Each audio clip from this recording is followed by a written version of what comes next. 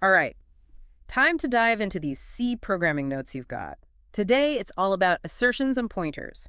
Two things that can really trip you up if you're not careful.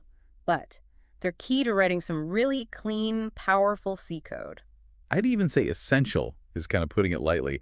Master these, and you're well on your way to becoming like a C coding ninja. Haha, I love that. Ninja skills, here we come. Okay. Okay, so first up, assertions. They're kind of like those little alarm bells you strategically place in your code, right? Exactly. Early warning systems. Not there to actually fix the problem, but to catch those potential errors before they, crash your whole program. So instead of my program hitting a wall and just exploding, assertions are there to help me spot the warning signs early on and slam on the brakes. Precisely.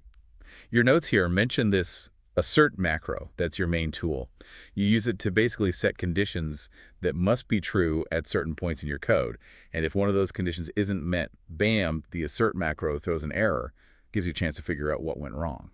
Okay, yeah, I can see how helpful that'd be during like the development phase. But in the final version of my code, wouldn't those assert macros basically be useless? You've hit a really crucial point. Assertions are amazing for debugging, no question, but you wouldn't rely on them to handle errors in a finished program.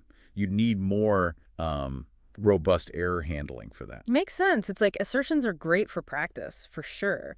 But in a real match, you need a totally different game plan for when things inevitably go wrong. A perfect analogy. Now, speaking of game plans, let's break down the different types of assertions you can use.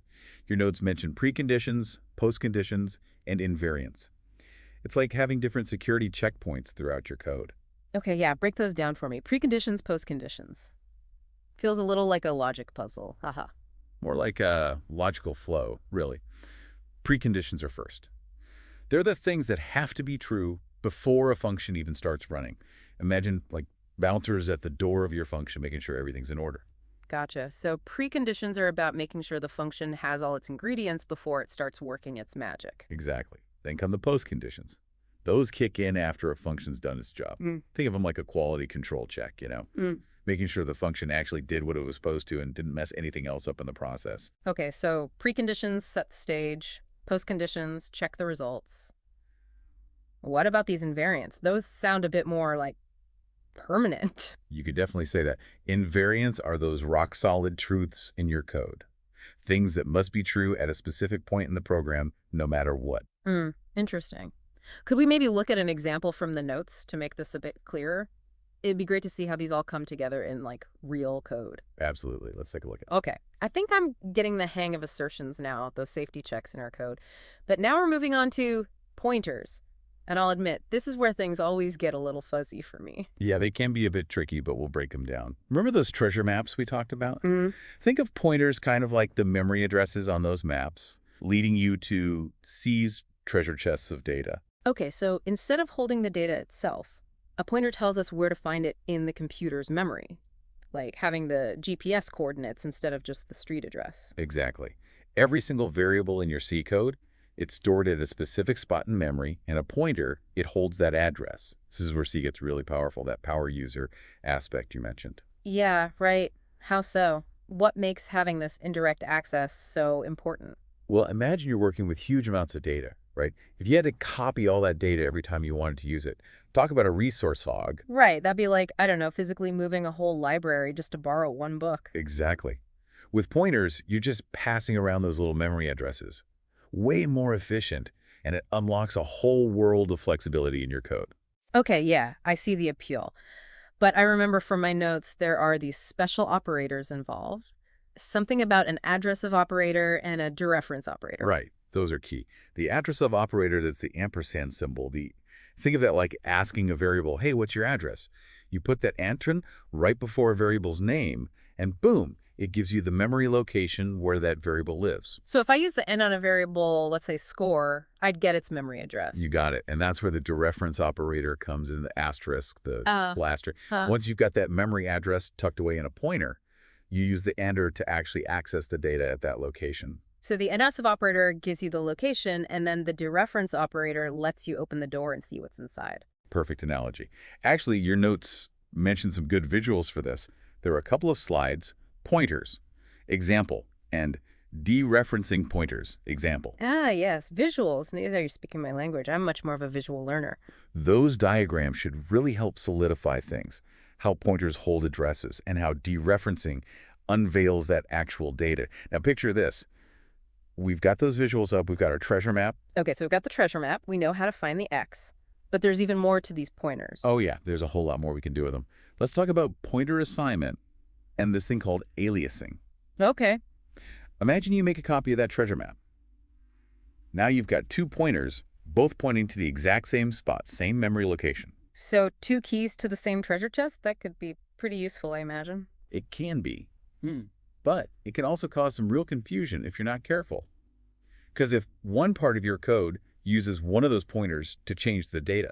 The other part of the code, using the other pointer, is in for a surprise. They'd both be looking at that same spot in memory, but the data's different now. Exactly. That's why understanding this whole aliasing thing is so important. It can make your code super efficient, but you got to be aware of the potential downsides. Right. Noted. Now, what about comparing pointers? Can you tell if 2 pointers are pointing to the same location? Yeah, absolutely. You can check if they're equal, meaning they have that identical memory address. But your notes mention another kind of comparison too, comparing the actual memory addresses themselves. That sounds a bit more complex. It can be. Directly comparing memory addresses can get pretty hairy, especially when you're dealing with different parts of your program's memory. Usually best to steer clear unless you're really sure of what you're doing. Duly noted. Before we get too lost in the weeds here, there's one more thing about pointers. I want to make sure I've got pointer arithmetic. We're not talking about, like, multiplying memory addresses, right? Yeah, no, not quite. It's about moving that pointer around in memory. But here's the thing. Each step the pointer takes, it depends on the size of the data type it's pointing to. Okay, so if it's pointing to a really big chunk of data, one step would cover more ground than if it were pointing to just a single number. Exactly. Think of it like adjusting your stride based on the terrain. And your notes are spot on. This is especially useful when you're working with arrays. Arrays. I'm sensing a whole other deep dive on those in the future. But for now, let's address the elephant in the room, or maybe the void in the room, pointers to void. Those sound kind of mysterious. They are a bit like having a key that could open many different locks. You just don't know what's behind each door until you try it, right? A void pointer, it can point to any data type. So it's like a pointer with, like, no specific type attached to it. You got it. It's super useful for ultimate flexibility when you don't know the data type ahead of time. But of course, there's a trade-off. There's always a trade-off. What is it this time? You can't just directly access the data a void pointer is pointing to. You got to tell the compiler what data type to expect at that memory address first. It's called casting. So kind of like making sure you're using the right key for the right lock. Otherwise, bad things happen. Precisely. Pointers are powerful, no doubt. But they need to be handled with care. Which brings me to something for you to think about. Some food for thought. Imagine a C project you're working on right now. Maybe something with like data structures or resource management. Yeah. How would this deep dive, this understanding that pointers are directly messing with memory addresses, how would that change your approach? Wow. Yeah, that really puts it into perspective. It is kind of like realizing you've got the master key to the whole system. Amazing potential, but yeah, a lot of responsibility too. Exactly. And on that note, I think we've successfully navigated our deep dive into assertions and pointers. Well navigated is right. Until next time, keep those coding brains buzzing.